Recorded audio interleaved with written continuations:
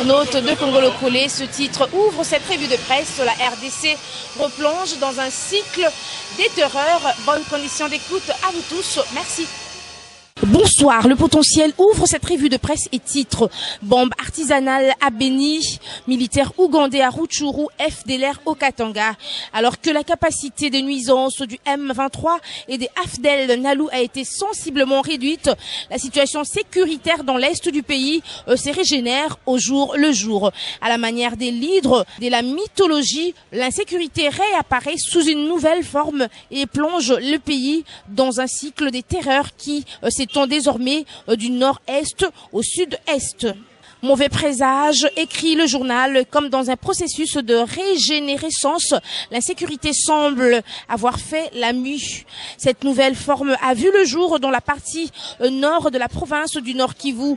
Jeudi 4 avril 2014, une bombe de fabrication artisanale a explosé en plein cœur de la ville, faisant selon les autorités locales environ 6 blessés, dont 4 militaires. L'attaque, rapporte Radio Okapi, n'a pas été revendiquée. Les autorités locales limitées ont préféré plutôt en référer à Goma et à Kinshasa pour que toute la lumière soit faite sur cet incident. Or, cette explosion du 4 avril 2014 n'est pas la première. Depuis février 2004, remonte le journal, le maire de cette ville dit avoir enregistré déjà 4 explosions de ce genre. Toutes ont un dénominateur commun, l'utilisation d'une bombe artisanale. La société civile des Beni a enrichi en rappelant que 4 autres attaques à la grenade ont déjà eu lieu dans leur ville au mois de février. La première avait fait 3 blessés, tous membres d'une même famille dans la commune de Bungulu. La deuxième avait été lancée au quartier Mupanda,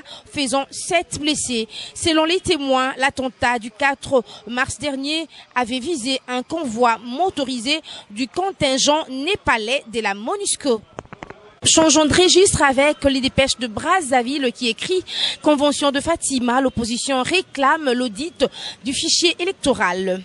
Au cours de la dernière convention de l'opposition tenue à la paroisse Notre-Dame de Fatima, les participants ont tenu à voir clair dans ce qui se trame du côté de la CENI concernant la gestion du fichier électoral pour lesquels ils ont exigé un audit.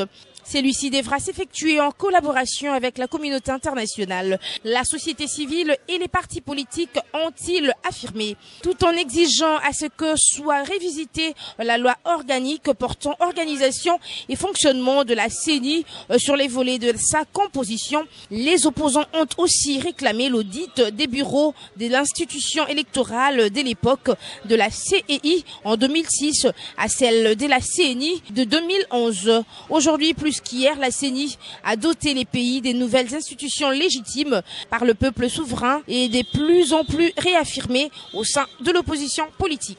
Enfin, les GUD s'exclament, Célestin Kanyama frappe fort les camions remorques interdits d'entrer à Kinshasa les jours. Le général Célestin Kanyama, commissaire provincial de la police ville de Kinshasa, s'en va en guerre contre les maux qui gangrènent la police, des circulations routières parmi lesquelles on trouve la corruption, la mendicité, le trafic d'influence et l'indiscipline des agents qualifiés. Il l'a dit hier dimanche 6 avril au cours d'une parade tenue au stade Vélodrome de Kintambo. À propos, Célestin Kanyama promet des sanctions sévères contre les policiers qui se rendraient encore coupables de ces pratiques. Ils ont vraiment franchi la barrière, a dénoncé le général Kanyama, avant de déplorer que les policiers passent leur temps à demander de l'argent aux conducteurs des véhicules au lieu de réguler la circulation et ça engendre des embouteillages, a-t-il regretté. C'est la fin donc de cette revue de presse, mesdames, messieurs, bonsoir. Elle se referme donc cette revue de presse que j'ai dédiée à maman Judith Yeye, mère supérieure. Donc retrouvez-moi demain pour le compte de la revue de presse. D'ici là, bonne soirée chez vous en compagnie de congolocolenews.com. Merci.